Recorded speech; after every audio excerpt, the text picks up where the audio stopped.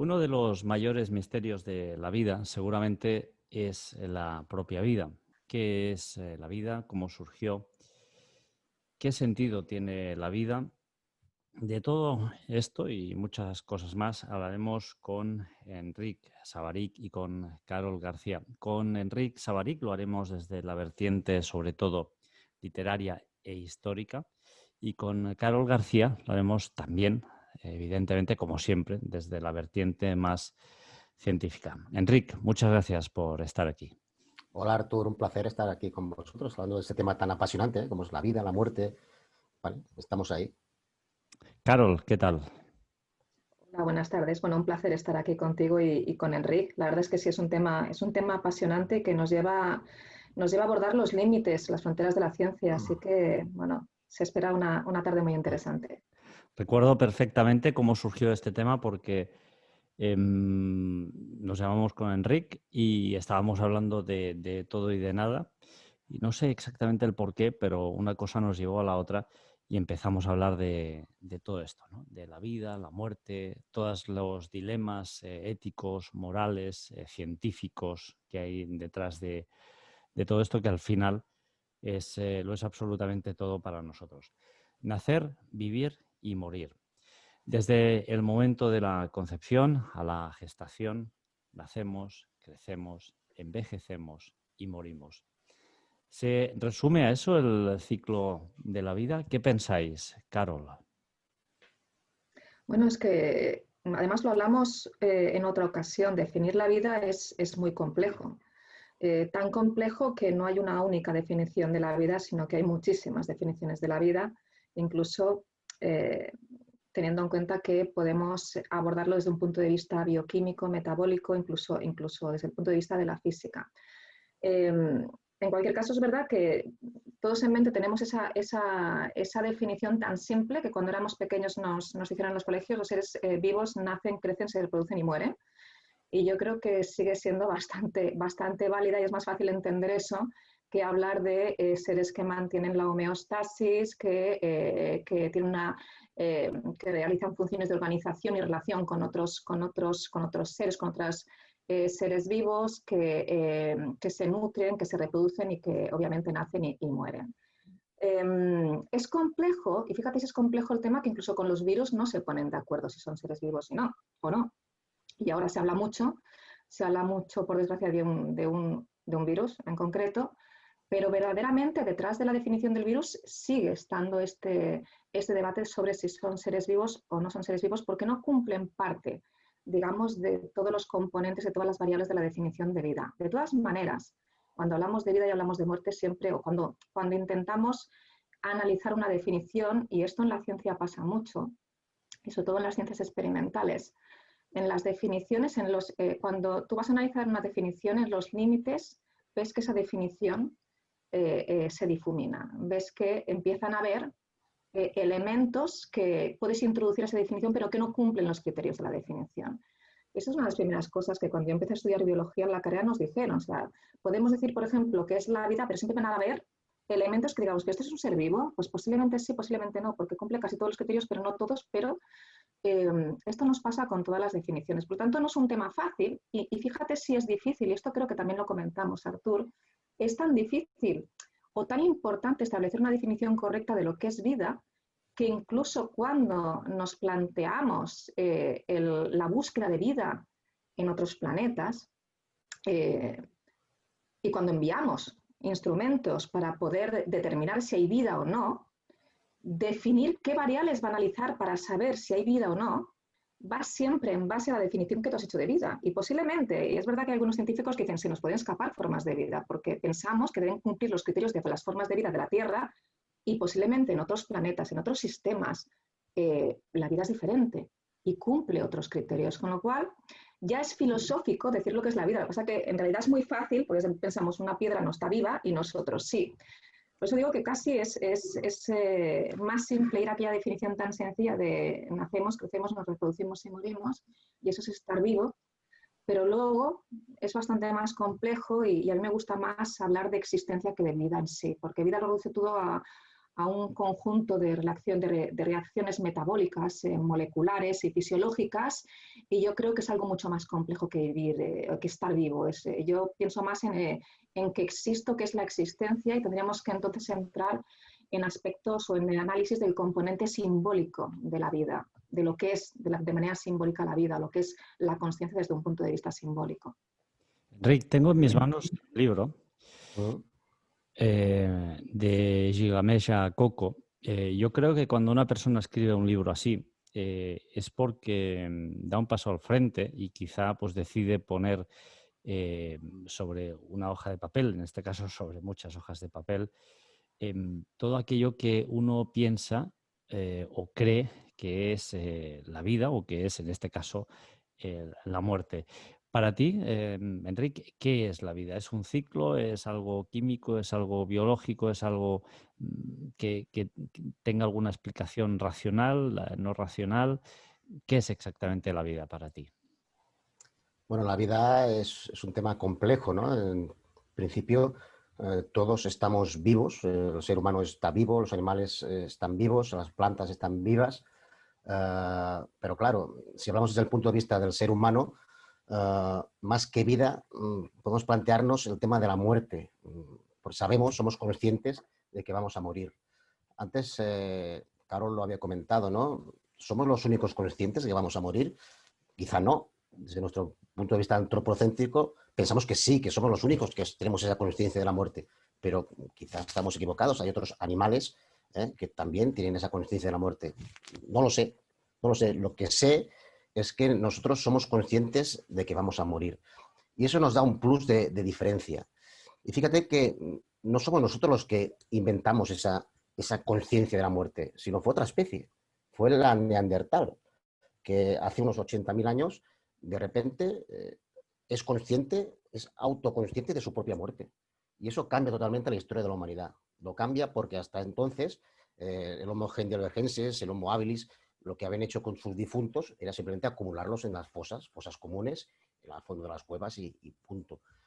Hace 80.000 años hay un clic, se produce un clic en el cerebro del neandertal por dos motivos. Primero, porque su cerebro evoluciona.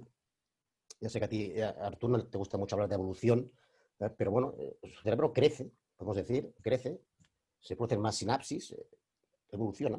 Yo me gusta hablar de evolución. Porque A mí de adaptación, me gusta. Adaptación, se adaptó, sí, correcto, se adaptó más, pero que también creció. Y a medida que creció fue adaptándose.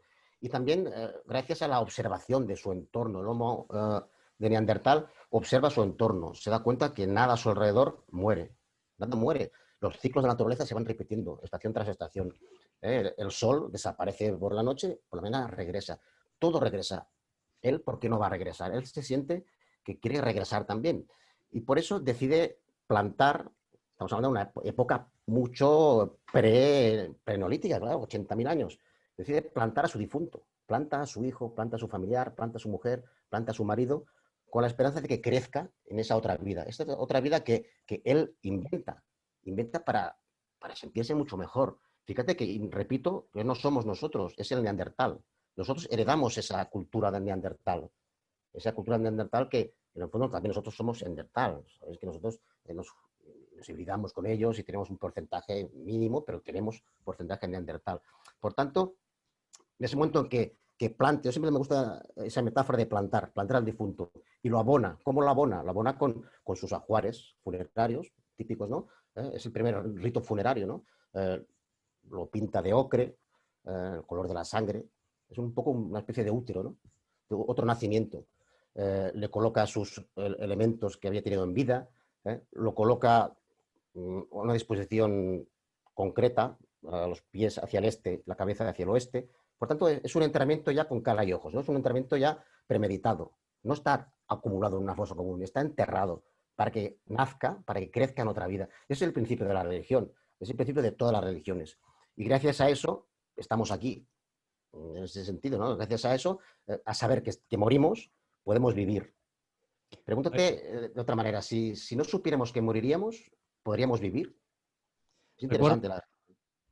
Muy interesante, desde luego. Y recuerdo, Enrique, en un momento dado la conversación que manteníamos vía telefónica, surgió una cosa muy interesante, ¿no? Y es que recordábamos aquellos elefantes que ellos perciben que al final de su vida no es el único animal que así lo hace, pero que cuando él tiene que dejar este planeta, este mundo, cuando él tiene que abandonar esa carcasa que habita, se dirige hacia una zona muy concreta y van a morir muchos elefantes a un lugar muy concreto.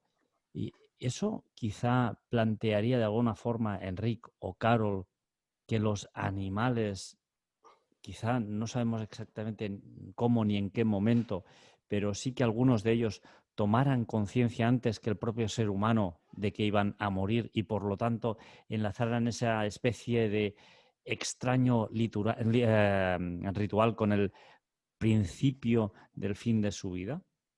Es que, a ver, desde el punto de vista del análisis del comportamiento animal, los seres humanos hacemos siempre un análisis muy antropocéntrico, mucho. Para empezar, es cierto que los neandertales realizaban enterramientos rituales y que ahí podemos pensar que había un sentido de trascendencia, no eran los únicos, de hecho el pensamiento simbólico, que es la base posiblemente, obviamente, de la espiritualidad, la podemos atar a 100.000 años atrás, y no solamente neandertales, sino otros homínidos, tanto por toda Europa y de una manera muy, muy amplia. Es decir, que aparece de manera bastante temprana en los homínidos, de manera que lo hemos observado. Salió una noticia hace, no sé si fue hace 3 años aproximadamente, que habían descubierto unos rituales en chimpancés, en que parecía que había como una especie de protorreligión y nos sorprendíamos. Como tú has dicho, es verdad que los elefantes, muchas especies animales, no solamente los elefantes, sino delfines, los lobos, cánidos, tienen una especie de ritual, tienen un comportamiento de duelo. Tienen un comportamiento de duelo. ¿Qué quiere decir esto? Que tengan un comportamiento de duelo. Cuando hablamos de espiritualidad, hablamos de 2 componentes. Hablamos del componente, o se tienen que conjugar 2 componentes en el pensamiento simbólico de cualquier, digamos, ser vivo. Que entendemos o creemos que solamente tenemos pensamiento simbólico los seres humanos, pero eso es muy discutible. Sabemos que cada vez salen más noticias de la inteligencia de los cuervos y no les hace falta tener un tamaño de cerebro muy grande. Es que estamos muy confundidos con el tamaño del cerebro y lo que son esas funciones que dan lugar al procesamiento de la información y al pensamiento simbólico. Carol, de hecho, creo que el tamaño del cerebro de un elefante es el de una nuez, si no me equivoco, más o menos, ¿eh? No sé si de una nuez, no sabría decirte, pero por ejemplo, si comparas el de una orca, claro, es que no podemos comparar tamaño con inteligencia. Está claro que al final hay una serie de estructuras cerebrales como el neocórtex que van a ir ligadas al procesamiento de la información, pero eso no explica toda la integración de la información en cómo aparece el pensamiento simbólico. O sea, tenemos que empezar a darnos cuenta de que ni siquiera tenemos una explicación para qué es la consciencia. Y sin tener una explicación de lo que es la consciencia, es decir, lo que nos hace es pensar sobre por qué pensamos y por qué tenemos espiritualidad o por qué podemos trascender o por qué tiene sentido nuestra existencia o si no la tiene, no podemos dar una explicación a este proceso subjetivo de lo que es la consciencia. Entonces, hay otras especies que tienen este comportamiento de duelo. Lo que estaba explicando antes, hay 2 componentes que van ligados a esta espiritualidad, que es el sentimiento de finitud y también la sensación de infinitud. Digamos, la percepción de finitud es, tenemos conciencia de que nos va a morir, va a llegar un momento que nos moriremos y por lo tanto tenemos miedo a la muerte. Y por el otro lado, el sentimiento de infinitud, es decir, que tenemos conciencia de nuestra relación con otras personas, con familiares, con la sociedad y con posiblemente una trascendencia de nuestra existencia más allá. Entonces, para la espiritualidad se tienen que conjugar estas 2 variables. Este sentimiento o esta percepción de finitud o sentimiento de finitud y de infinitud. Si ambas la tienen otras especies, lo desconocemos. Lo que sí sabemos es que, desde luego, tienen comportamientos de duelo. Lo tienen los elefantes, lo tienen los cánidos y otras especies. Y lo que también sabemos es que en otras especies, como por ejemplo primates, también tienen o se han observado ya inicios de protorreligión. Entonces, bueno, es muy arrogante pensar que somos los únicos que posiblemente pensamos que trasciende la conciencia. Yo tengo también bastantes dudas sobre si este sentimiento de trascendencia, este sentimiento de que tenemos un alma, un ánima, que va ligado, ¿no?, a este pensamiento simbólico, este alma que es una expresión trascendente del yo consciente. Yo tengo muchas dudas de simplemente es una necesidad de una necesidad que nos confiere una ventaja evolutiva a los seres vivos que lo tenemos para sobrevivir como especie. ¿Por qué tengo dudas sobre todo eso? Bueno, primero seguramente por muchas cosas que tú vas a explicar de cómo tú has revisado históricamente, culturalmente, esta aproximación a la muerte, desde múltiples culturas con componentes comunes en muchísimas culturas, da igual el país que estés analizando, hay componentes que son comunes. Y segundo, porque hay tantos elementos actualmente, tantos, que conectan la idea del yo consciente con las leyes físicas y el lenguaje matemático que define el universo, que muchos físicos están planteando que hay algo en la ciencia, en esta relación entre la consciencia y el universo, que falta por explicar. Y aquí entra también el sentimiento de trascendencia o el sentido de trascendencia.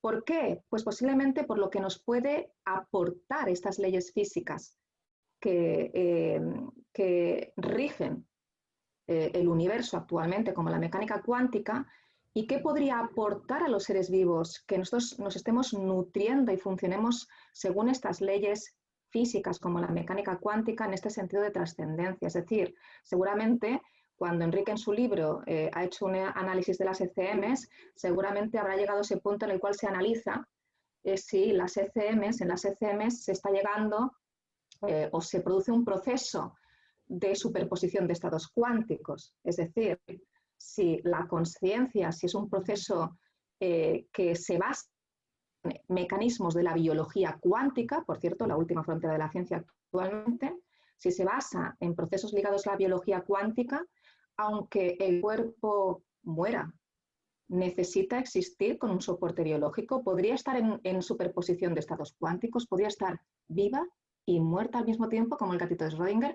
Es decir, yo creo que aquí, al final, sobre todos los puntos comunes que a nivel cultural seguramente va a explicar muy ampliamente Artur en este concepto de lo que es la vida, la muerte y la trascendencia, posiblemente de la consciencia, o cuál es el sentido de la vida, al final nos lleva a un único punto, que es el yo consciente y la conexión con las leyes físicas y el lenguaje matemático que describe y define el universo. Enric, volvemos a los elefantes, a estos famosos elefantes que llega un momento en su vida que hay esa ruptura, saben que van a morir y se desplazan a esa especie de último lugar donde ellos van a abandonar su carcasa.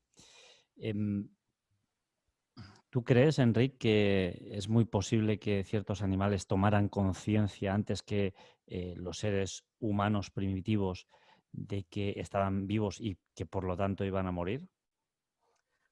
Recuerdo que en aquella conversación telefónica que mantuvimos comentamos que, de acuerdo, los elefantes saben que van a morir, pero lo que pusimos en duda era si lo saben desde el principio de su vida o lo saben unos minutos, horas, años antes.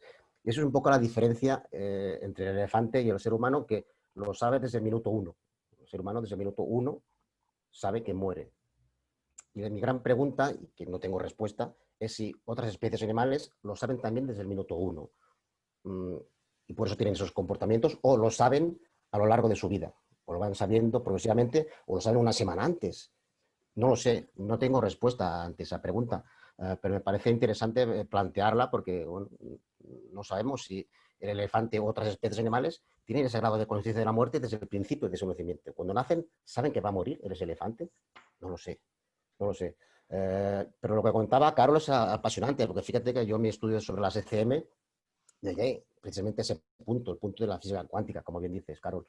Porque claro, ante una ECM, ante una experiencia cercana a la muerte, hay dos opciones. Está la opción de la ciencia y la opción de la espiritualidad. Hay dos explicaciones. Y a día de hoy esas explicaciones se están uniendo. Tenemos un punto en que la ciencia y la espiritualidad se están juntando. Llegan a unas conclusiones parecidas. Fíjate que para la ciencia una ECM está clara. No existe. La persona no ha muerto nunca.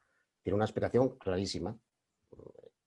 Dejas de respirar, el corazón deja de latir, por tanto, estás muerto. Fíjate que incluso hay un tercer factor que se propuso en el informe Harvard en 1968, que es la muerte cerebral. Hasta el 68 tú estabas muerto solo cuando dejabas de respirar y tu corazón dejaba de latir. Pero claro, hubo un tercer factor importantísimo, porque había gente que su cerebro aún continuaba funcionando, a pesar de que el corazón dejaba de funcionar y no respiraba. ¿Qué pasaba con esa gente? ¿Estaba muerta? ¿Estaba viva? Era un problema ético, bastante ético, la gente que está conectada a máquinas. Por tanto, en el año 68 se propuso ese tercer factor, el informe Harvard, muerte cerebral. A partir de ese momento, la gente que estaba muerta cerebralmente hablando, ya estaba muerta. Para la ciencia está claro, pero claro, para la espiritualidad es la prueba de la existencia del alma, ¿no? El hecho de las ECM, de esas experiencias cercanas a la muerte, de esa gente que ha regresado, entre comillas, de la muerte y nos ha contado todas sus experiencias, ese famoso túnel, esa luz al final del túnel, esa visión de los antepasados, familiares, esa pérdida a la muerte, en definitiva, cuando regresan. Todos esos factores que son comunes también a toda la antigüedad, se han repetido de manera milimétrica siempre, desde el minuto cero también, desde el propio Neandertal.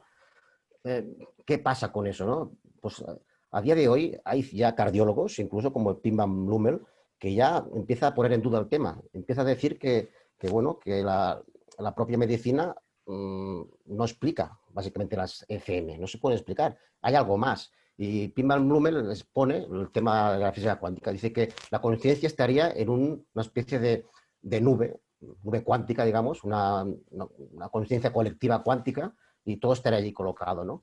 Y el tema cuántico es apasionante. Yo creo que es el futuro de la explicación de todos estos temas, porque hay científicos que están investigando y dicen que la conciencia está colocada gracias a unas vibraciones en los microtúbulos dentro de las neuronas que provocan ese nacimiento de la conciencia. Eso es totalmente revolucionario. Eso hasta ahora no se había dicho. Y está juntando espiritualidad, estamos demostrando la existencia del alma científicamente. Bueno, Enrique, yo no sé si... Hoy, perdón, Artur.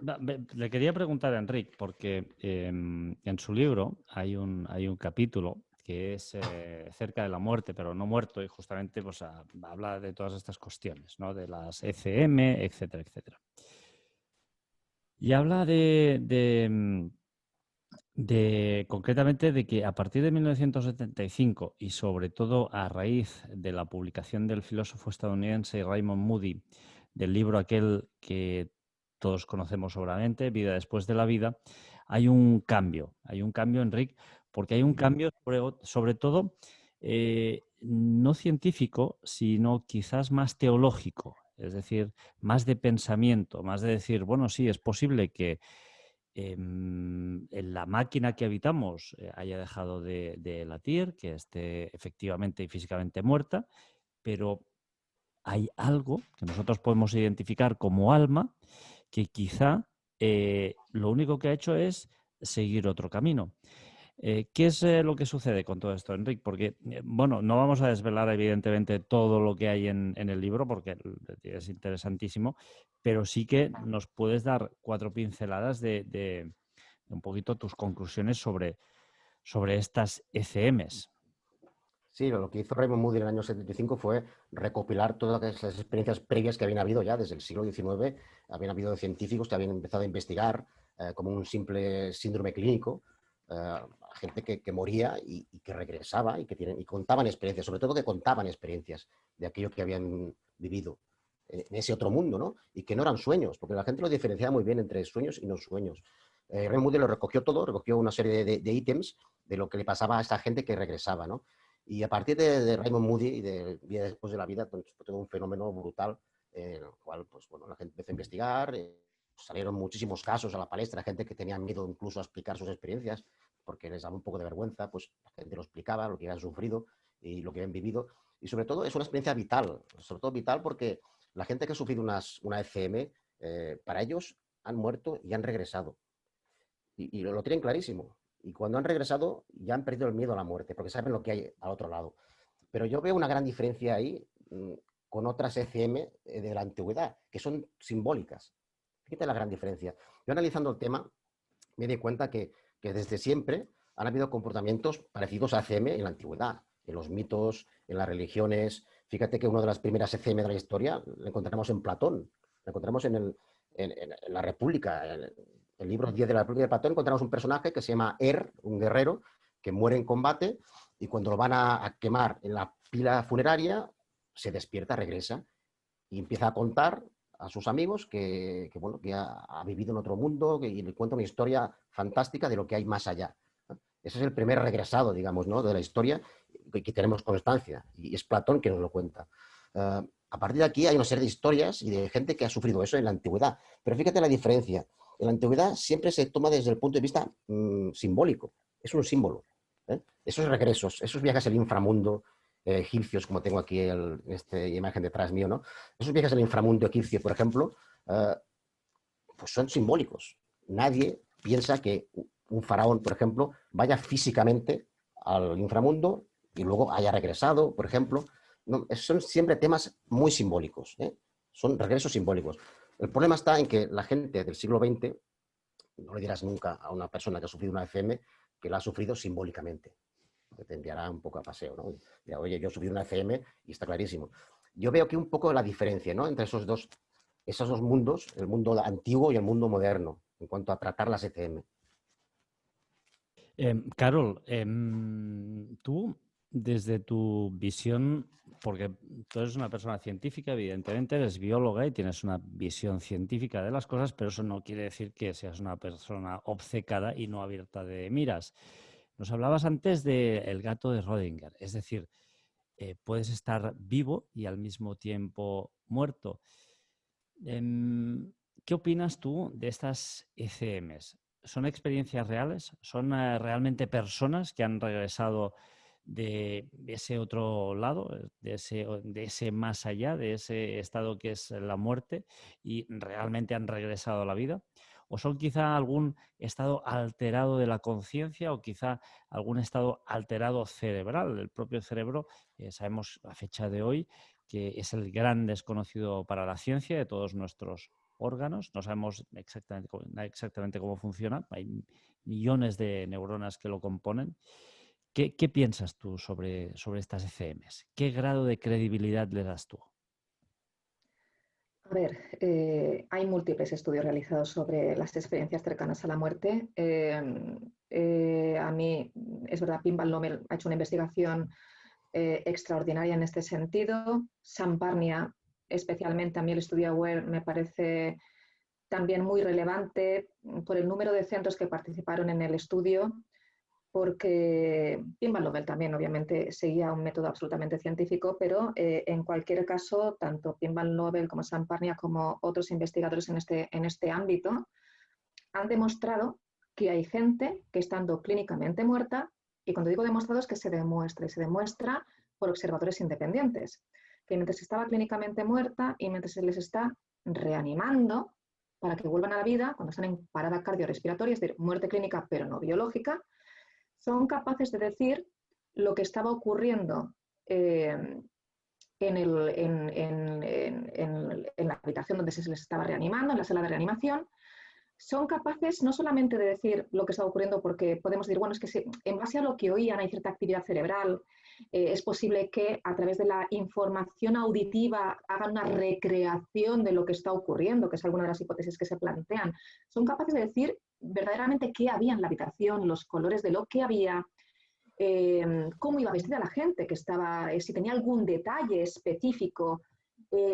Han podido decir lo que estaba ocurriendo no solamente allí, sino en otros lugares, incluso a kilómetros, como si fuesen capaces de experimentar no solamente la consciencia en ese lugar, sino de, en cierta medida también, fenómenos de precognición, pero también de visión remota, es decir, de poder haber ido a a su casa, que puede estar a 50 kilómetros o a 200, y decir que estaba haciendo el marido o su madre en ese momento. Y esto se ha demostrado. Y a mí incluso las que me parecen todavía más relevantes son las de los ciegos. Y las de los ciegos de nacimiento. Es decir, una persona que no ha visto nunca en su vida, con lo cual no puede recrear la realidad porque nunca ha visto nada, y son capaces de describir cómo iban vestidas la gente, si llevaba una corbata, de qué color era la corbata, qué formas tenía la corbata. Hay un caso además muy concreto de ese libro, según recuerdo. Entonces, más si lo creo o no, es que hay un fenómeno que existe, que se ha demostrado. Es verdad que estos casos que de manera tan detallada se puede verificar que la experiencia ocurrió son pocos.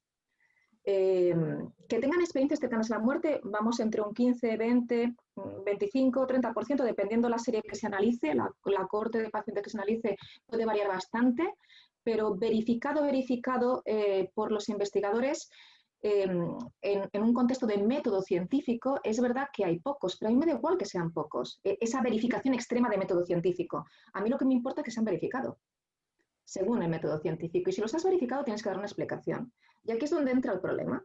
Dar una explicación implica entrar en fusionar dos ciencias, que fusionarlas es sumamente complejo, que es la biología cuántica. No es la mecánica cuántica, ¿no? La mecánica cuántica es fácil comparada con entrar en la biología cuántica, porque hablar de fenómenos cuánticos para un físico teórico, y yo me acuerdo que hice una visita al Instituto de Ciencias Fotónicas de Barcelona, y claro, ellos te dicen, mira, yo tengo aquí un átomo que lo he congelado a una temperatura cercana al cero absoluto, a casi menos 273 grados centígrados, y en estas condiciones, aislado de todo el entorno por campos magnéticos, en una situación en la cual no puede interaccionar con absolutamente nada, yo puedo ver que están en dos sitios al mismo tiempo.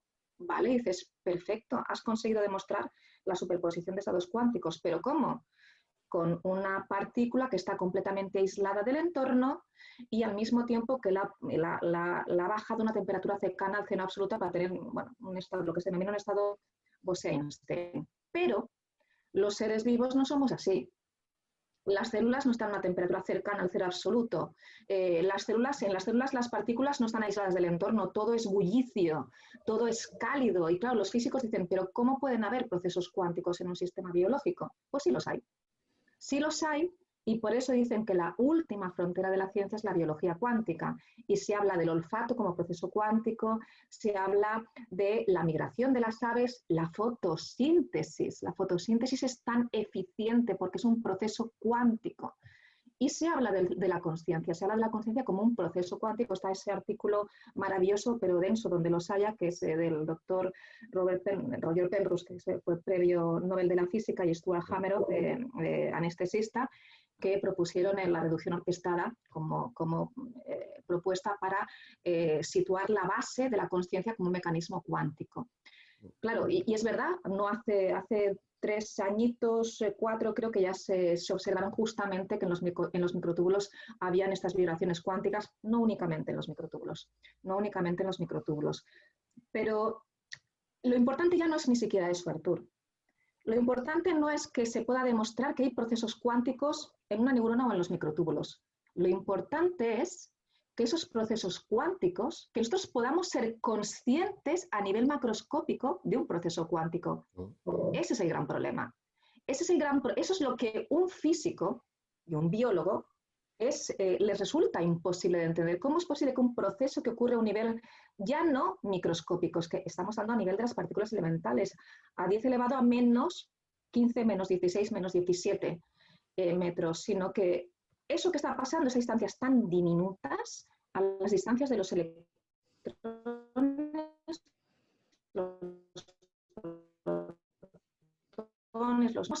a la consciencia, a la percepción consciente, y somos conscientes de que estamos teniendo esa experiencia.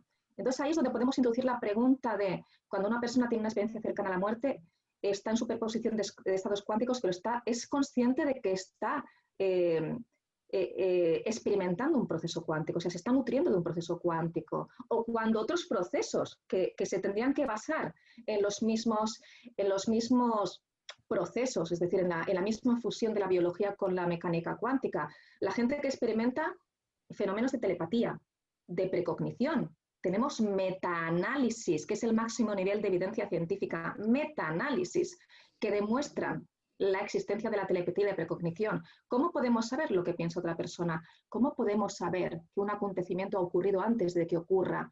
¿Cómo podemos ver lo que está ocurriendo en otro lugar? Claro, es que a nivel elemental, las partículas elementales todo esto lo hacen. Hay comunicación instantánea, todo está ocurriendo al mismo tiempo, pasado, presente y futuro. Todo lo que es posible está pasando al mismo tiempo. Lo difícil de entender es que todo lo que es posible esté pasando al mismo tiempo y que haya esta comunicación instantánea entre todas las partículas del universo, esto pueda ser llevado a la experiencia consciente y lo podamos utilizar. Es el gran problema para explicar las ECMs y el gran problema para explicar la consciencia como proceso cuántico. Sí, eso que comentas, Carol, es apasionante. Y fíjate que la espiritualidad lo explica mucho mejor que la ciencia. El caso famoso de... Seguramente porque lo explica Claro, desde el punto de vista de la percepción de la consciencia, que es un fenómeno subjetivo y no compartido por terceros. Entonces, claro. seguramente. Sí, sí. De hecho, una ECM no deja de ser un viaje astral. En el fondo, ese famoso caso que estudió muy bien Javier Sierra, ¿no? De aquella monja, Sor María de Jesús de Ágreda, en Soria, que nunca La salió de las... bilocación. Claro, la bilocación, que nunca salió de las 4 paredes de su convento. Sin embargo, ella se aparecía en el siglo XVII a los indios de Nuevo México y los evangelizaba, ¿no? Eso es sumamente apasionante, claro. Cuando le preguntaban, ¿usted ha salido de su convento? No, ella nunca salió. En cambio, ella reconocía que había viajado astralmente a esos lugares americanos, ¿no? Fíjate que incluso en los años 70, durante la administración Carter, hubo un proyecto ultra secreto americano llamado el proyecto Stargate, en el cual se adiestraban a soldados norteamericanos para espiar a los rusos, para que viajaran astralmente. Sus cuerpos permanecían intactos en sus habitaciones. Sin embargo, su alma, su espíritu, lo que queramos llamarle, viajaban al otro lado del telón de acero y espiaban para los americanos. Claro, eso se puede hacer, se puede provocar, ¿no? A nivel cuántico está clarísimo, como dices tú, pero a nivel macro, esa es la gran sorpresa, que se pueda realizar y se pueda controlar, hacer un viaje astral dirigido.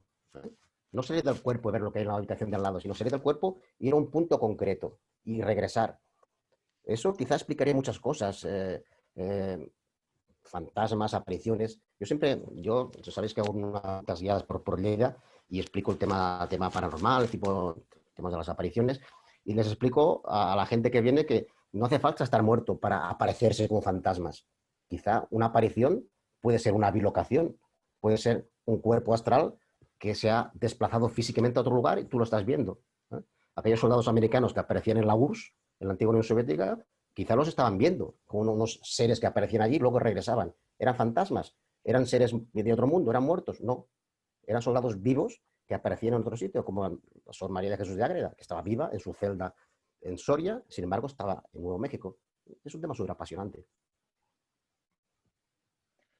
Sí, verdaderamente es apasionante. Lo que ocurre es que en la ciencia, y a mí me pasa cuando, por ejemplo, yo he hablado con compañeros y he hablado de la telepatía, la precognición, y les digo, bueno, hay metaanálisis. Yo cuando, por ejemplo, tengo que dar una charla y yo explico unos datos científicos y pongo un metaanálisis, normalmente el público asistente siempre dice, Dios mío, qué bien, eso es el máximo nivel de evidencia científica, el metaanálisis.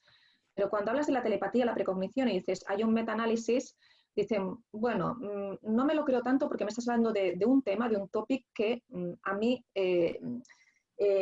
directamente yo no me lo creo. Y este es uno de los puntos importantes. Ahora explico esta imagen que acabas de poner, Artur. Es uno de los temas importantes porque a veces lo importante no es lo que es cierto, sino lo que creemos o queremos creer. Sí, porque yo creo, Carol, que esta imagen está muy, muy relacionada con todo lo que estamos hablando ahora mismo. Sí, porque fíjate, yo cuando hablamos de qué es la vida, qué es la muerte, esta relación, ¿no? entre la consciencia y las leyes físicas, el lenguaje matemático que describe o que define el universo, ¿no? Es un tema apasionante. Para mí hay algo que yo creo que es la clave, que quizás lo que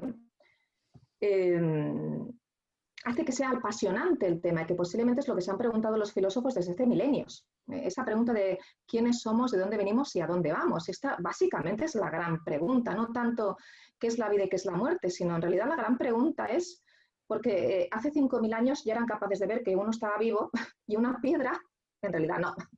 Pero la gran pregunta era quiénes somos, de dónde venimos y a dónde vamos.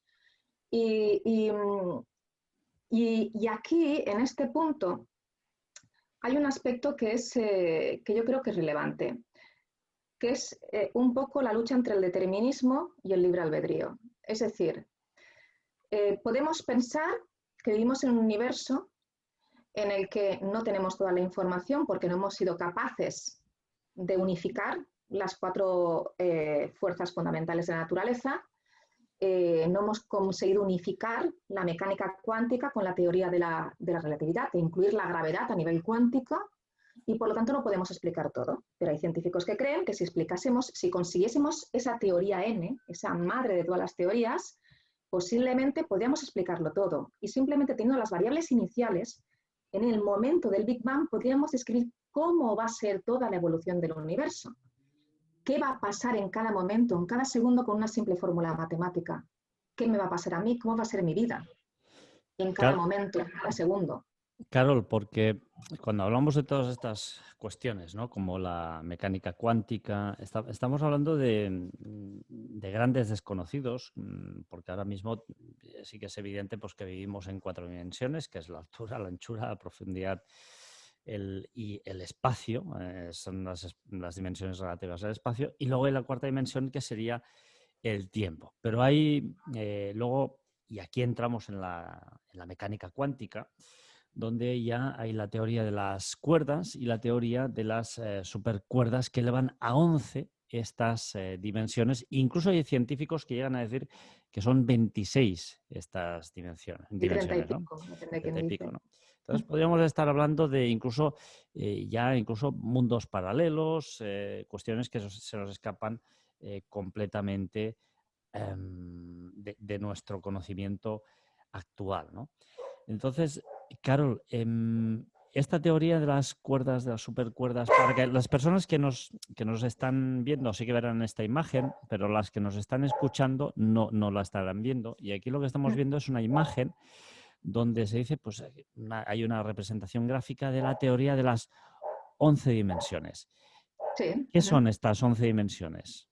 Bueno, a ver, la teoría de las cuerdas, a mí me parece bellísima teoría de cuerdas, porque es verdad, hay un libro fantástico que es El universo elegante, y es verdad que es una teoría muy elegante.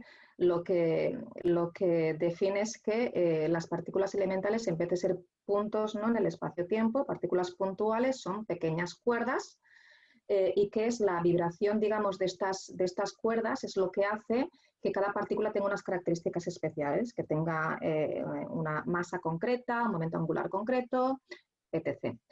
Lo que hemos visto ahí es justamente que la teoría de cuerdas, que tiene unas matemáticas detrás extraordinariamente complejas, y por eso ha llegado al agotamiento de muchos físicos, porque es casi imposible de desarrollar del todo esta teoría, pero sí que define un universo,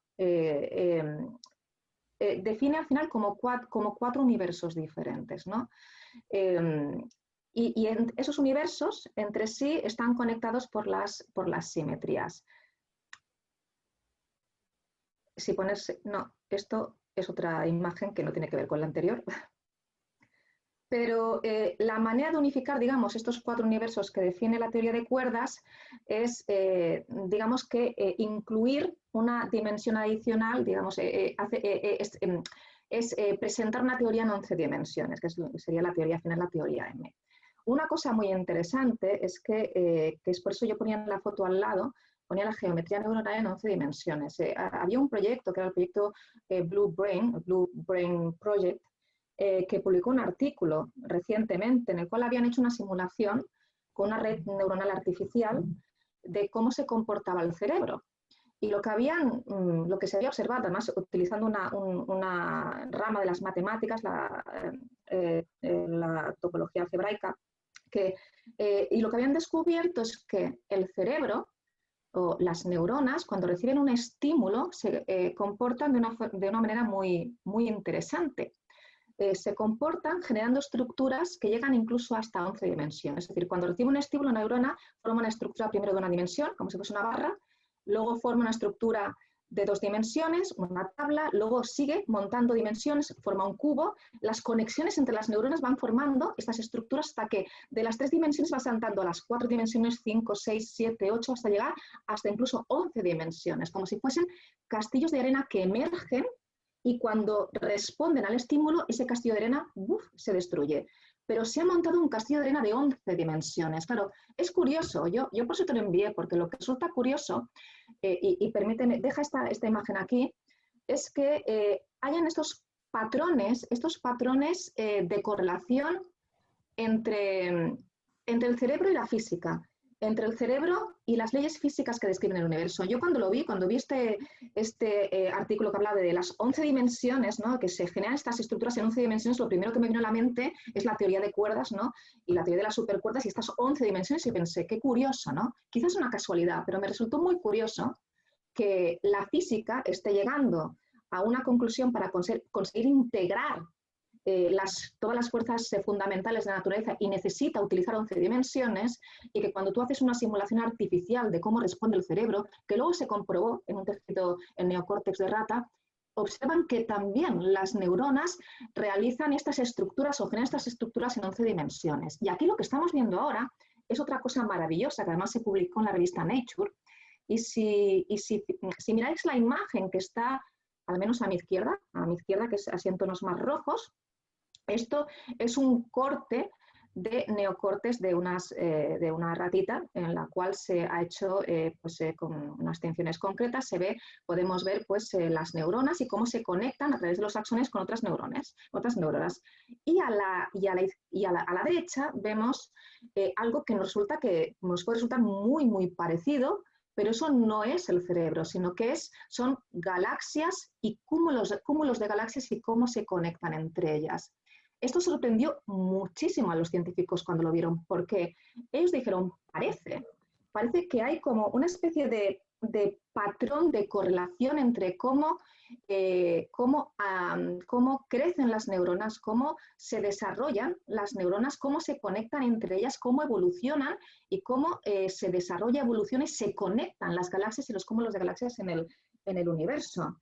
Y esto, además, uno de los científicos que lo presentó en la revista, lo publicó en la revista Nature, el doctor Dmitry Kukov, dijo que existe como una correlación evolutiva entre el universo y el cerebro, y que esta correlación es una señal de que hay algo en el funcionamiento de la naturaleza que escapa a nuestro conocimiento. Claro, yo me pregunto, cuando vemos estas correlaciones entre cómo se estructura y se desarrolla el universo, cómo se estructura y se desarrolla el cerebro, no solamente si vamos a ese maravilloso número, el número áureo, fantástico, ¿quién no ha oído hablar? Casi místico, ¿no? El número áureo, el 1,618, que lo observamos en los caparazones de los caracoles, en cómo se desarrolla esa estructura, la conformación tridimensional de la doble hélice del ADN, en las nervaduras de las hojas, en los huracanes, en las galaxias, en las órbitas de los planetas. Ahí está el número áureo. Y lo que han descubierto es que este número áureo también se encuentra, es como un vínculo, se encuentra también o forma parte de la estructura del tejido del universo, del tejido espacio-tiempo, y que además se puede utilizar para integrar conceptos de la teoría de la relatividad con la teoría con la física de partículas. Entonces es curioso porque al mismo tiempo también encontramos que una constante matemática que es tan importante para la vida, también es muy importante para el tejido espacio-tiempo e incluso posiblemente para integrar conceptos de la relatividad general con la mecánica cuántica. Es decir, hay un patrón que conecta la vida con el universo y no lo estamos viendo, y los científicos empiezan a plantear, es como si todo fuese un fractal. Lo que tenemos en el interior es lo mismo que está en el exterior. Al final es, Enrique, como ese adagio hermético, ¿no? Lo que es arriba se vuelve abajo, es hermetismo puro. Sí, sí. Hermetismo puro. oro y es de una belleza extraordinaria. Es que ante eso que estás diciendo, no me extraña que nos planteemos, o se hayan planteado siempre, la idea de Dios. Esto es Dios. Es muy, pues fíjate, permíteme que te diga una cosa sobre esto que es muy interesante. ¿Te acuerdas de esta imagen que hemos hablado antes? Que te he dicho, que no recuerdo cómo se llama la imagen, pero era un triángulo con Sí, la bucle extraño, la rescato ahora mismo. sí, las razones más complejas del universo no son físicas, sino que son simbólicas. Un segundo, a ver si te la encuentro. Porque Es esta, ¿no? Es esta, ¿no, Carol? Exactamente esta. Esto es algo que a mí me pareció cuando yo lo leí, yo esto lo descubrí, reconozco que lo descubrí leyendo un libro sobre el teorema de Gödel, un maravilloso teorema de Gödel, que me llevó a este matemático fantástico, a Douglas Hofstadter y su bucle extraño, ¿no? Que él se hace una gran pregunta, ¿no? La pregunta que se hace es, somos pequeños fragmentos de materia insignificantes en el universo que nos preguntamos por qué existimos, o sea, que somos capaces de saber que estamos pensando, que tenemos sentido de nuestra existencia y nos preguntamos por qué somos capaces de pensar y por qué existimos y cuál es el sentido de la existencia. Y él explica en su libro esta teoría del bucle extraño, que es maravillosa, que también conecta con este fantástico adagio hermético, y que lo hacen esto además lo hacen los bots, los programas informáticos. Los programas informáticos, cuando estos programas informáticos que son capaces de aprender sobre sí mismos, se van evolucionando y cada vez se hacen más complejos, entonces se dieron cuenta que cuando un programa informático aprendía, se hacía más complejo, subía un paso en el eje jerárquico, volvía a aprender, se hacía más complejo, subía otro paso en el eje jerárquico hacia arriba y lo seguía haciendo hasta que se hacía lo más complejo posible. Pero el último paso para convertirse en lo más complejo posible le hacía volver a la forma más simple. Eso era fantástico, es lo que se llamó el bucle extraño. Entonces, esto lo llevó a la consciencia y dijo, vamos a ver, las neuronas por sí solas no son nada. La conciencia es como si fuese una canción, ¿no? Imaginemos una canción que las notas de una sinfonía por sí solas no significan nada. Cuando las juntas dan una melodía que por sí sola en realidad tampoco significa nada. Lo que tiene un significado es lo que nos hace sentir, nos puede hacer sentir que es maravillosa, alegría, tristeza, emoción. El valor de esa conjunción de notas que forma una sinfonía es lo que nos hacen sentir, tiene un valor simbólico. La consciencia sería lo mismo. La consciencia al final, una neurona en sí sola, por sí sola no significa nada. Cuando se empiezan a conectar y empiezan a funcionar y a enviarse mensajes, esas conexiones generan una sinfonía que por sí sola tampoco significa nada, hasta que llega al nivel máximo, que es la consciencia, que es una entidad simbólica que no es material, que es una entidad abstracta, pero que tiene un mensaje, o sea, tiene un mensaje simbólico que es el ser conscientes de que somos conscientes. Pero esa conciencia que está arriba del todo, es algo simbólico, que no es material, cuando se observa a sí misma, ¿qué ve? Cuando Justamente, yo ¿qué ve? Neuronas. Justamente, Carol, quería entrar ahí, en la conciencia. Quería entrar en la conciencia porque es un tema también apasionante, ¿no? Y aquí, bueno, me remito también nuevamente al libro de Enrique, donde encontramos un lugar donde dice la prueba del alma, ¿no? Que en cierta manera el alma es donde habita la conciencia, ¿no?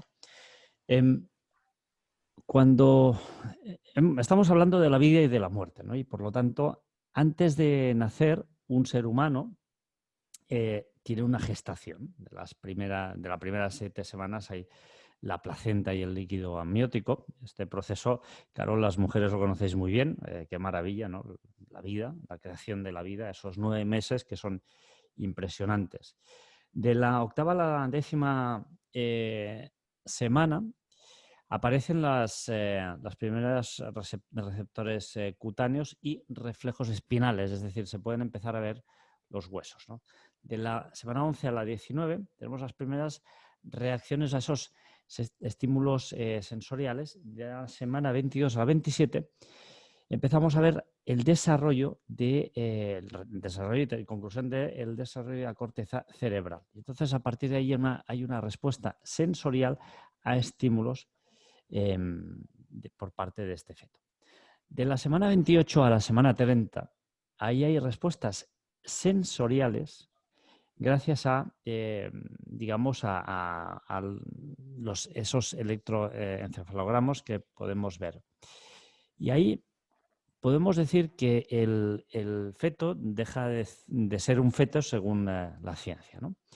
Pero claro, genera hay un cierto dilema por parte de algunos científicos, porque dicen que han observado exactamente las mismas respuestas, estas mismas respuestas en fetos, a ver si lo digo bien, anencefálicos, es decir, que no tienen corteza cerebral. La pregunta para mí, Enrique, y estamos hablando de la vida y de la muerte.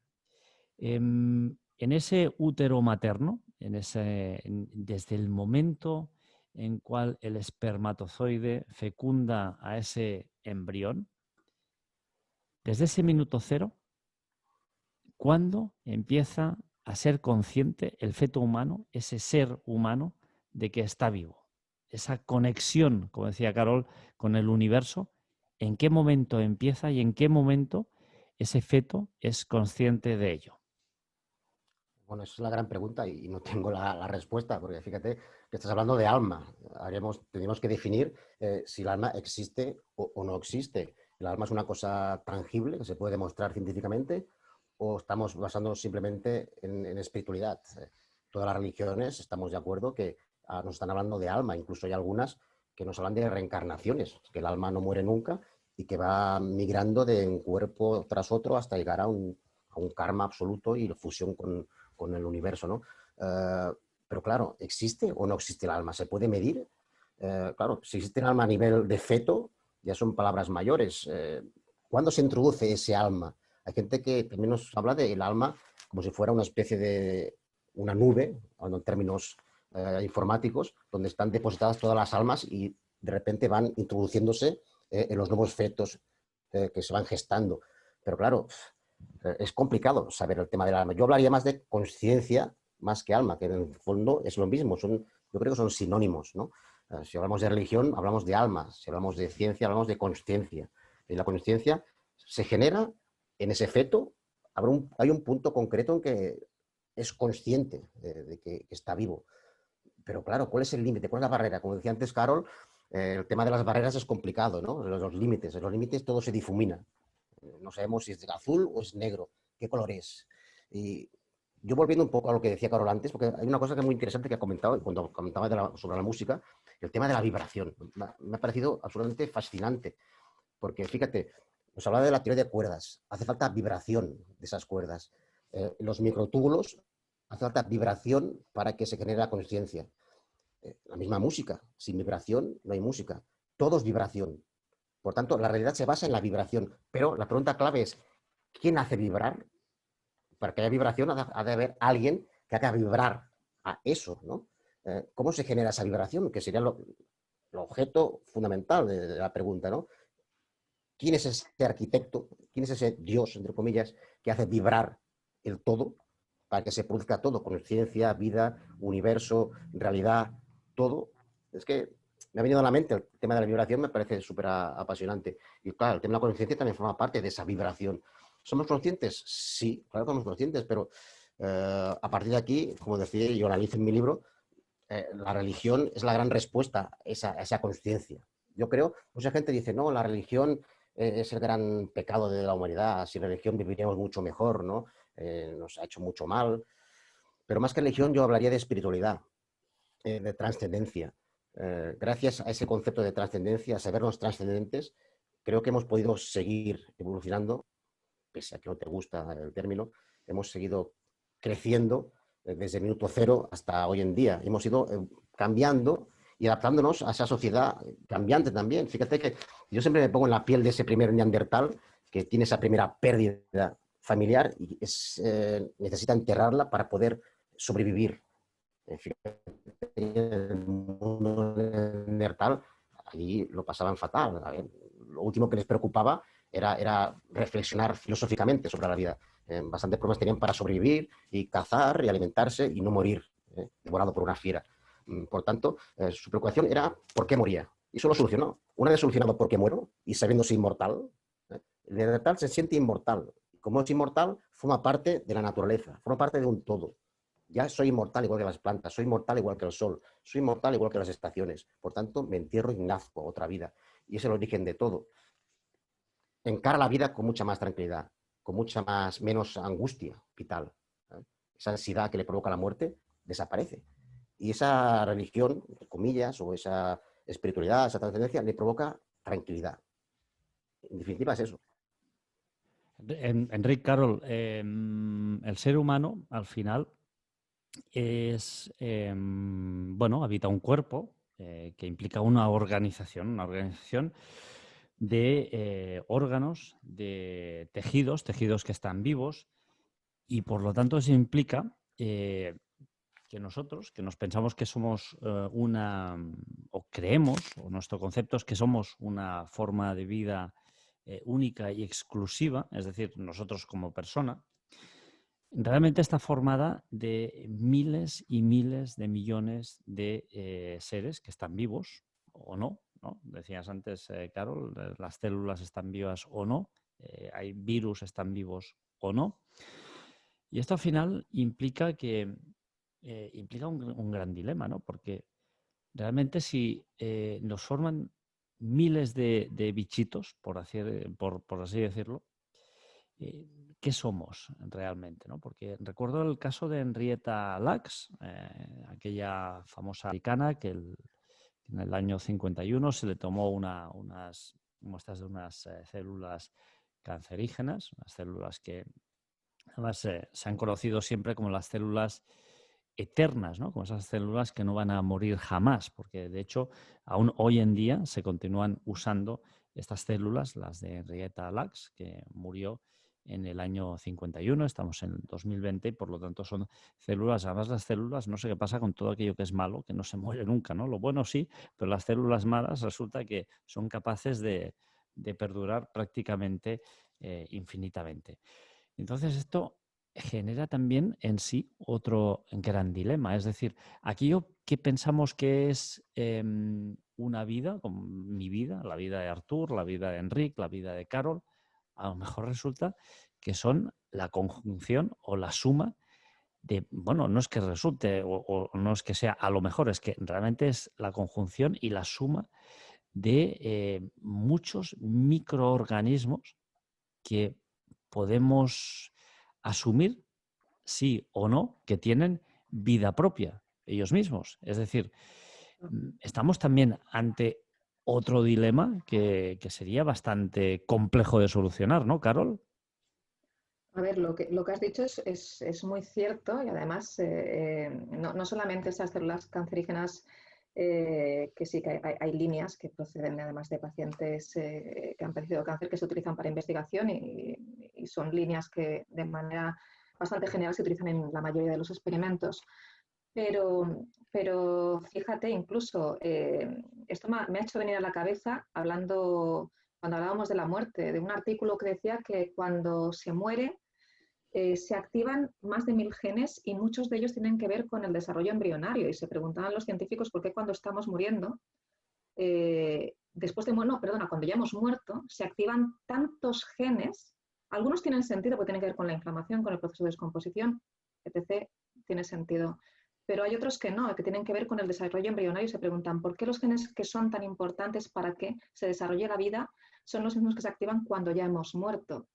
Y volviendo a lo que tú dices, incluso en las células tumorales, algunos de los genes que están más activos o están sobreexpresados son justamente además genes que tienen que ver con el desarrollo embrionario y por eso se perpetúa la supervivencia de esas células.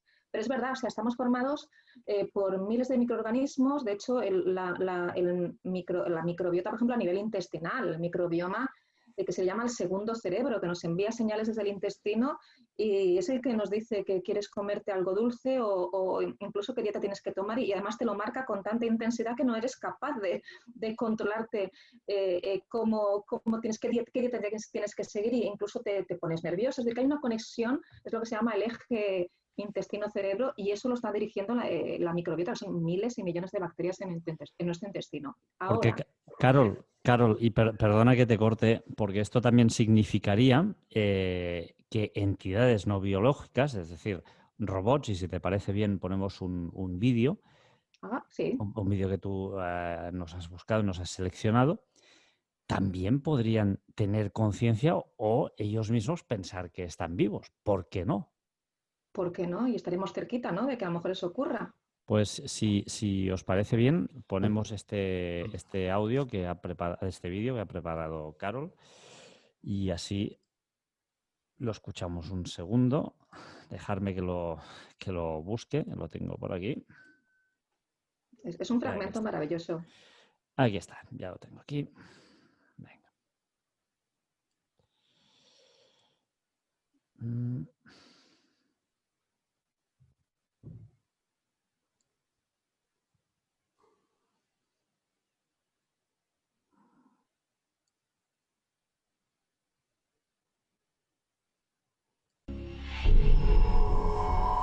Todas las máquinas han tenido fantasmas. Segmentos aleatorios de código que se han agrupado para formar protocolos inesperados. De improviso, estos radicales libres generan dudas sobre el libre albedrío, la creatividad e incluso sobre la naturaleza de la misma alma. ¿Por qué, cuando los dejamos en la oscuridad, buscan la luz? ¿Por qué los robots almacenados en un espacio vacío tienden a agruparse en vez de quedarse solos? ¿Cómo explicamos ese comportamiento?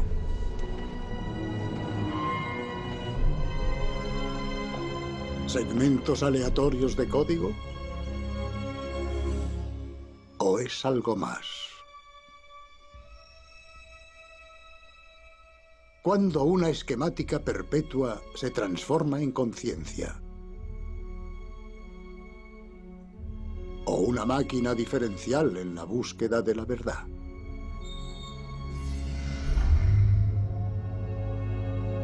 ¿Cuándo una simulación de personalidad se transforma en una porción del alma?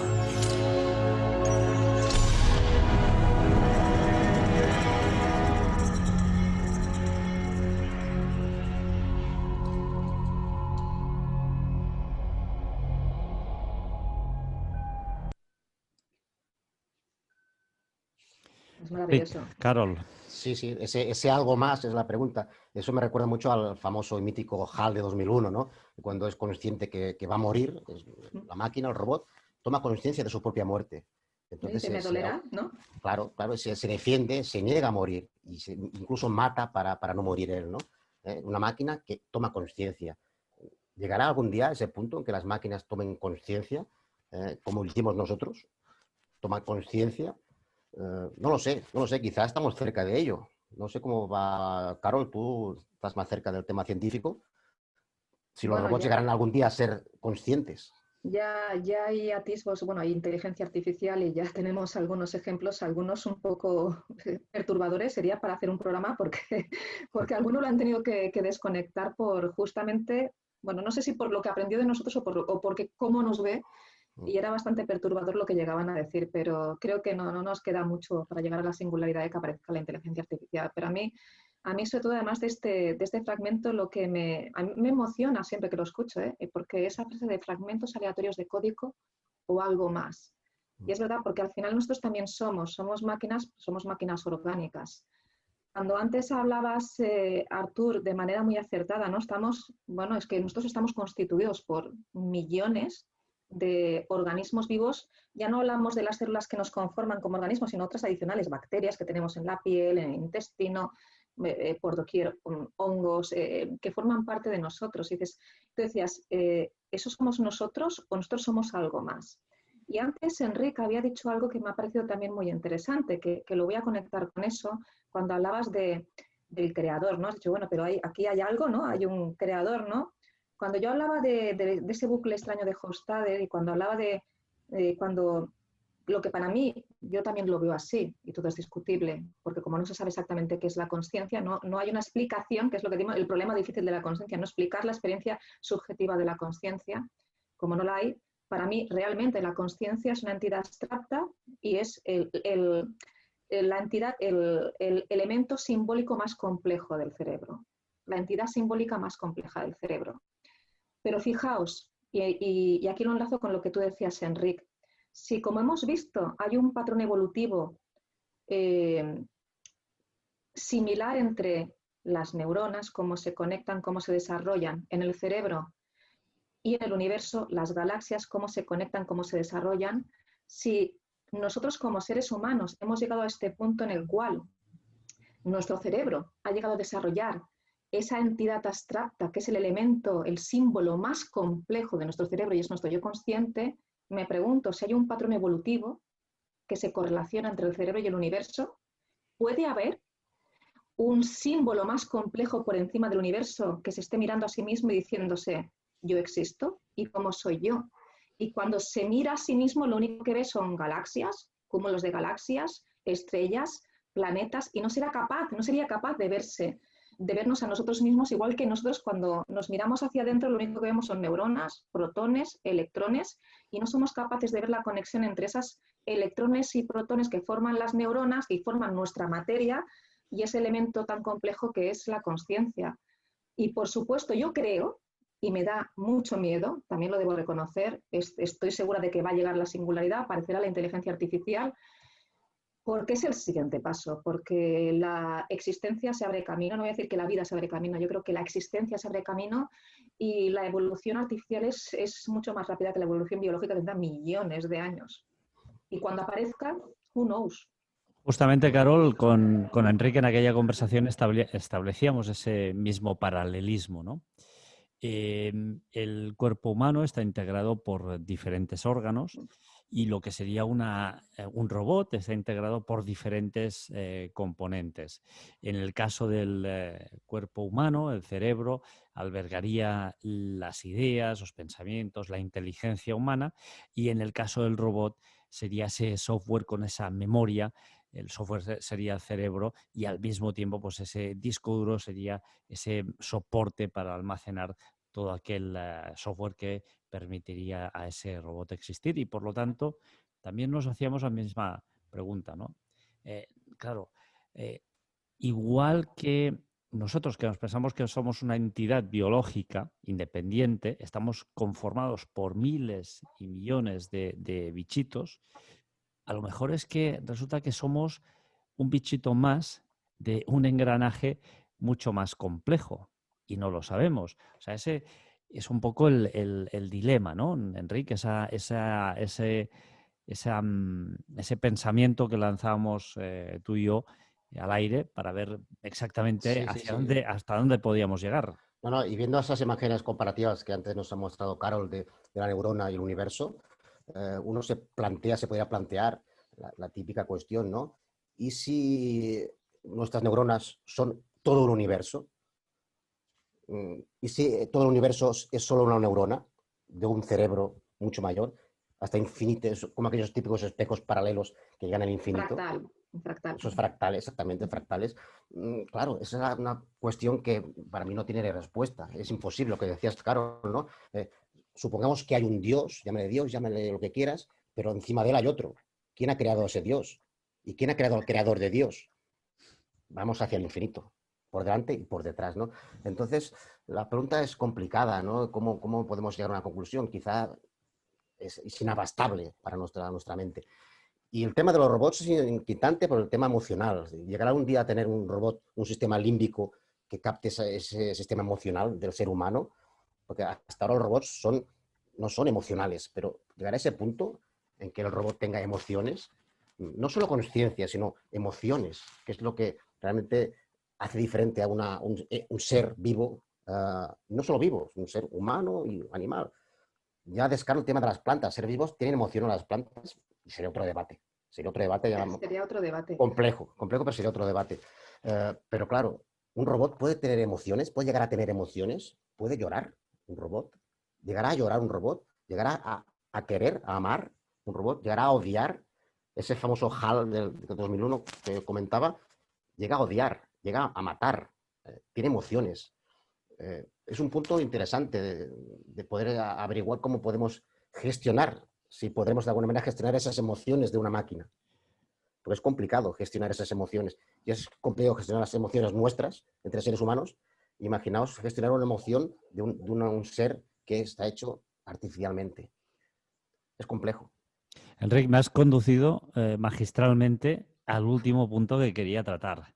Fíjate. La vida se divide, para mí, mi punto de vista, en dos cuestiones, tal y como la podemos ver con nuestra corta mira, ¿no? Una que es el hardware, que es el cuerpo que habitamos, y la otra, el software, ¿no? Aquello, lo intangible, las emociones, las experiencias, las vivencias, los recuerdos, los sentimientos, ¿no? Os voy a nombrar unas cuantas frases de Jiddu Krishnamurti. Empecé a leer a Jiddu Krishnamurti con 16 años, me lo recomendó un buen amigo, y hay frases, yo con todo no estoy de acuerdo con todo lo que decía Jiddu Krishnamurti, pero hay cosas con las que sí que estoy muy de acuerdo. Y aquí entramos más en la parte teológica, ¿no? en el software de la vida. Os voy a leer 5 frases. Luego, si os parece bien, también pondremos un vídeo que envió Carol que habla sobre algo muy importante del ser humano, ¿no? Yo diría que es una de las bases de la existencia humana, que es el amor. La primera frase nos dice: la religión de los hombres debería ser la de creer en sí mismos. La segunda frase es: el significado de la vida es vivir. Esta me encanta.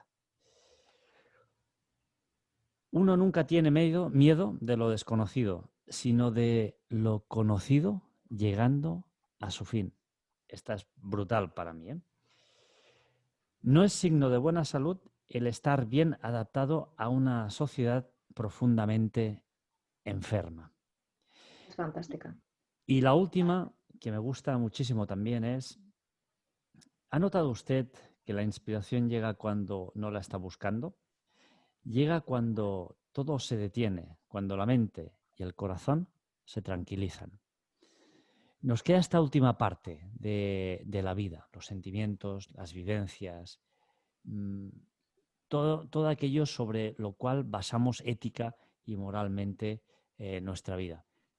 ¿Qué nos podéis decir sobre todas estas cuestiones, Carol? Bueno, es que esa es la gran pregunta, ¿no? Que el sentido de la vida.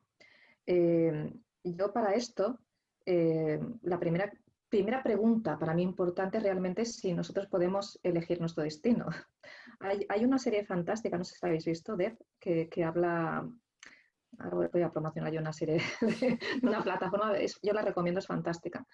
Pero básicamente una de las grandes preguntas que quizá yo me he hecho siempre, y seguramente también a Enric cuando ha leído sobre las ECM y sobre la física, es si estamos en un universo determinista o no. Es decir, si todo está escrito y lo único que pasa es que como no entendemos completamente las leyes del universo, pues no sabemos que todo ya está escrito. Pero si realmente entendiésemos perfectamente las leyes del universo, como algún físico decía, podríamos perfectamente predecir todo lo que va a ocurrir y nuestra vida estaría escrita, lo cual quiere decir que yo no soy dueña de mis actos, ni de mis decisiones, ni de mi futuro.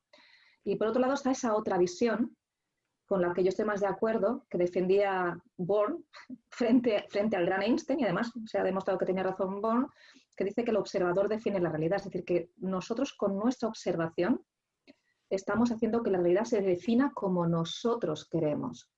Y por lo tanto introduce el libre albedrío. Eso para mí es lo primero, lo más importante para dar sentido a la vida, es decir, que yo puedo decidir mi vida, que no está escrita, yo tengo libre albedrío. Y por otro lado, sí que es cierto que quizá es para mí, yo voy a ponerme un poco meliflua en este punto, pero yo recuerdo mucho, muy a menudo, el momento en el que falleció mi abuelo, y días antes de fallecer él me dijo algo muy importante. Él sabía que se estaba muriendo y me dijo: recuerda una cosa, nena. Mi abuelo, bueno, sabéis que en Cataluña siempre es muy frecuente que nos llamen el nen y la nena.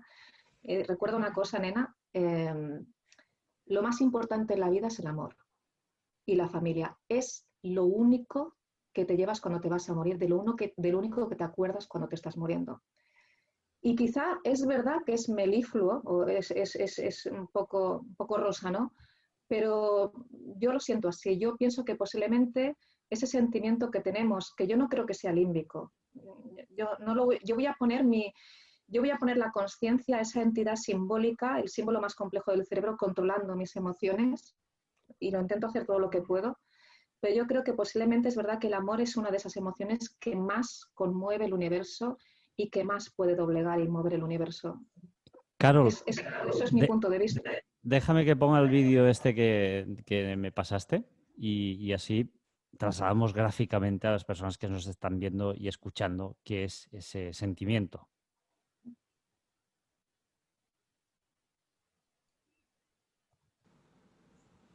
Tal vez hayamos pasado demasiado tiempo intentando solucionarlo con la teoría. Eres científica, Bran. Entonces hazme caso.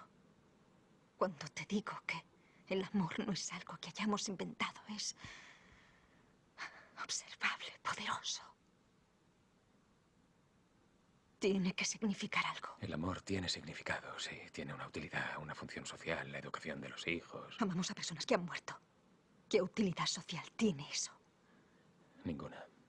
A lo mejor significa algo más, algo que aún no alcanzamos a comprender. A lo mejor se trata de una prueba, de un artefacto de una dimensión superior que no percibimos conscientemente. Estoy cruzando el universo atraída por alguien a quien no he visto en una década y quien probablemente esté muerto. El amor es lo único que somos capaces de percibir que trasciende las dimensiones del tiempo y del espacio.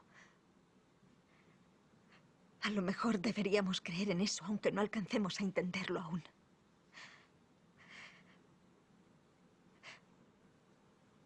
Está bien, Cooper. Sí. La remota posibilidad de volver a ver a Wolf me emociona. Pero eso no quiere decir que me equivoque. Sinceramente, Amelia. ¿O sí?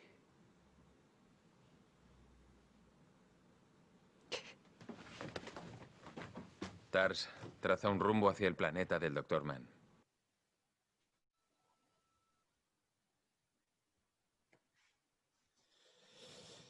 Enrique, El amor. el amor, ¿qué es para ti el amor? ¿Quién nos diría que ¿Qué es la vida?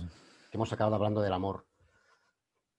A ver, yo hablaría del amor y hablaría sobre todo del olvido. Es muy interesante el olvido, porque sin el recuerdo no hay amor. Sin el recuerdo, que es lo contrario al olvido, no hay nada. Yo, de hecho, quiero explicar una pequeña anécdota, que es la gestación de mi libro de Gilgamesh a Coco. Este libro, yo rompiendo todas las lanzas y rompiendo todos mis esquemas, sabéis que yo he dedicado mi vida a René Chateau, es un tema diferente, que publiqué muchos libros sobre René Chateau. De repente hice esto. ¿Por qué lo hice? Porque este es mi libro más personal. Porque este libro nació a raíz de una tragedia personal, que fue la muerte de mi padre hace dos años. Y tuve la desgracia, o suerte, no lo sé, de verlo morir. Durante 2 horas estuve delante de él viendo cómo se iba. ¿A dónde? No lo sé. Y ahí nació el libro. ¿Dónde iba? Yo nunca había visto morir a nadie. Nunca. Y tuve la suerte y desgracia de ver morir a mi propio padre. Y ver cómo durante 2 horas se iba apagando y se iba viajando. Iba viajando a un lugar que yo no sabía dónde estaba. Y me sorprendí a mí mismo diciéndole aquellas típicas frases y tópicas. Buen viaje, ¿no? Buen viaje hacia dónde, ¿no? ¿Se iba acaso a algún sitio? ¿Dónde estaba el límite de ello? Realmente reconozco que no supe en el momento que murió, no lo sé. No pude trazar una línea y decir, antes está muerto, antes está vivo, ahora está muerto. No lo sé, porque no pude saberlo. Como dice Carol, siempre los límites son difusos. Y la vida y la muerte también es un límite difuso. Y ese fue el origen, el germen de mi libro, y me dio a investigar el tema. Y sobre todo el tema de Gilgamesh, que da título a mi libro de Gilgamesh a Coco, que habla sobre el olvido, ¿no? Gilgamesh, ya sabéis, que es el primer héroe literario mesopotámico de hace 4000 años, que teme al olvido, teme a ser olvidado y busca incansablemente la inmortalidad. Él quiere ser inmortal. En un principio quiere ser inmortal gracias a sus gestas, a ser un héroe, gracias a la fama, ¿no? Hoy en día cualquiera puede ser inmortal, saliendo por la televisión, es famoso y es inmortal. Pero tampoco es tan frívolo todo, ¿no? De hecho, siglos después, el propio Aquiles sufrió una cosa parecida. Homero en la Ilíada nos narra la historia de Aquiles. La madre de Aquiles, la diosa Tetis, le propone a Aquiles una disyuntiva de vida. Le dice, hijo mío, te propongo dos opciones de vida. Serás un gran guerrero, te casarás, tendrás hijos, pero morirás. Morirás y como todo el mundo, y a la tercera generación serás olvidado. Nadie te recordará, nunca, nunca jamás. Puedes elegir esta vida o puedes elegir ser un personaje brutal también, guerrero, matarás a muchos enemigos, pero morirás joven. Pero a cambio serás recordado para siempre, ¿no?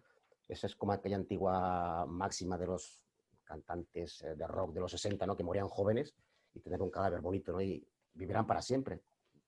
Todo el mundo recuerda a Jim Morrison, todo el mundo recuerda a Jimi Hendrix, son gente, Janis Joplin, son inmortales, son inmortales. Todos los actores de Hollywood son inmortales, no morirán nunca. ¿Por qué? Porque son recordados. Hacer una reflexión, ¿os acordáis vosotros de vuestro abuelo? Sí. ¿De vuestro bisabuelo? Quizá no. ¿Tatarabuelo? Seguro que no. Entonces, ¿ha muerto vuestro tatarabuelo? ¿Es inmortal para vosotros? Ni lo habéis conocido. No tenéis ninguna referencia, no tenéis ni amor hacia él. Como decía Carol, no hay amor hacia vuestro tatarabuelo. ¿Por qué? Porque no sabéis nada de él. No sabéis ni su nombre. Yo, para mi primer libro, primer ensayo, fue un estudio genealógico de mi apellido, año 2008, sobre mi propio apellido. Y pude rescatar del olvido y de la muerte, entre comillas, a centenares de personas que habían estado muertas durante siglos en unos libros, en unos archivos. Solo hacía falta buscarlo en un archivo y decir en voz alta su nombre. En ese momento volvía a la vida, regresaba como un acto de magia, regresaba a la vida. Y de esa manera he hecho regresar a mucha gente. Y en eso enlazo con el tema de Coco. Coco, la película de Disney Pixar, en el fondo estaba hablando de lo mismo. Ese niño que viaja al mundo mexicano de los muertos y que busca allí esa inmortalidad, ¿no? Y que teme al olvido. Fíjate, hay una escena brutal de Coco, que no la tengo para ponerla como pone las escenas Carol, pero en que hay un esqueleto en ese mundo de los vivos que va desapareciendo, que se va difuminando. Y el niño le pregunta, Miguel se llama, ¿por qué se va desapareciendo este esqueleto? ¿Por qué desaparece? Y le dicen, porque la última persona viva que lo recuerda se está muriendo. El momento que muere una persona viva que te recuerda, tú has muerto. Esa es la muerte absoluta. Y esa es la gran conclusión que llevo en mi libro. La muerte absoluta es ser olvidado, no ser recordado por nadie. Entonces has muerto para siempre. Solo hay una opción para volver, para regresar, que alguien te recuerde. Cuando el momento que tú recuerdas a esa persona, lo mencionas en voz alta. No importa que sea un asesino, un héroe, lo que sea. Son inmortales, para siempre, para bien o para mal, pero son inmortales, porque todo el mundo lo recordará siempre, siempre. Esa para mí es la verdadera inmortalidad. Ni espiritual, ni física cuántica, ni nada. Es emocional. Es una inmortalidad emocional, el recuerdo, el no olvido. Carol, Enric empieza su libro con 5 palabras. A mi padre, el inmortal, ¿no? Que al final resumen muy, muy bien lo que han dicho. Yo me quedo con esa frase de Jiddu Krishnamurti. El significado de la vida es vivir y no hay que buscar mucha más complicación. ¿Con qué te quedas tú, Carol? ¿Qué es el significado de la vida realmente? ¿Cuál es el significado de la vida para ti? Pues sería bastante similar a lo que acabas de decir. Para mí el significado de la vida es vivir, amar. Como decía lo he comentado antes, mira, una hermana de mi abuela era supuestamente medium. Cuando decimos estas cosas siempre tenemos que decir supuestamente y realmente ella era la leyenda familiar es que verdaderamente era medium. Yo no la conocí, pero sí he conocido a su hija, la tieta Nuria. Y una de las cosas que siempre decía es que lo único que se tenía que saber del más allá es que tenemos que hacer el bien en esta vida. Y eso me quedó muy grabado. Así que yo pienso que al final el sentido de la existencia es verdad que tenemos que intentar es vivir, amar todo lo que podamos, disfrutar de esta vida y sentirnos orgullosos al final de la vida por la vida que hemos tenido, porque no sabemos si la podremos repetir. Recordemos esta frase de Nietzsche, de vive de tal forma que llegues a desear vivir otra vez, porque revivirás de todos modos. Pues quizás sería este el significado para mí de la vida. Pues muchísimas gracias a los dos. Yo creo que hemos de alguna forma desgranado muy bien todo lo que es este proceso de la vida desde ese minuto cero en el cual ese espermatozoide llega a plantar esa semilla y hasta el final, ¿no? Que cuando damos ese último hálito, yo he podido, por desgracia también, vivir una experiencia semejante a la de Enric, y es una experiencia que realmente te marca muchísimo. Enric Savaric, escritor, amigo, muchísimas gracias por estar aquí y muchísimas gracias por tu conocimiento y sobre todo también por esta joya que no he podido acabar de leer, solo la he parafraseado, he cogido los temas más importantes porque tengo que reconocer que hace 2 días que he podido recoger el libro. Y gracias por esta joya porque es impresionante y recomendamos a todo el mundo desde aquí que lo lea porque vale la pena. Muchas gracias, Enrique. Gracias a ti. Es un libro hecho con sentimiento, hecho con amor y sobre todo hecho con esa inquietud de no, repito otra vez, de no ser olvidados y recordar, sobre todo recordar a nuestros familiares, recordar a nuestros difuntos y bueno, quizá de esa manera también nos recuerden a nosotros. De esta manera alcanzaremos esa inmortalidad tan preciada como buscaba Gilgamesh, que al final la encontró. Y Carol García, que me consta que está también con un proyecto, el cual espero que dentro de poco podamos también tener en nuestras manos y poder hablar de él. Nuevamente, Carol, muchísimas gracias por venir aquí, por prestarte una vez más a esta pequeña tertulia y agradecerte también pues, que aportes tus conocimientos, ya no solo científicos, sino también aquellos que tú crees como persona. Muchísimas gracias, Carol. A ti y también a Enrique, ha sido la verdad, una experiencia maravillosa con los dos.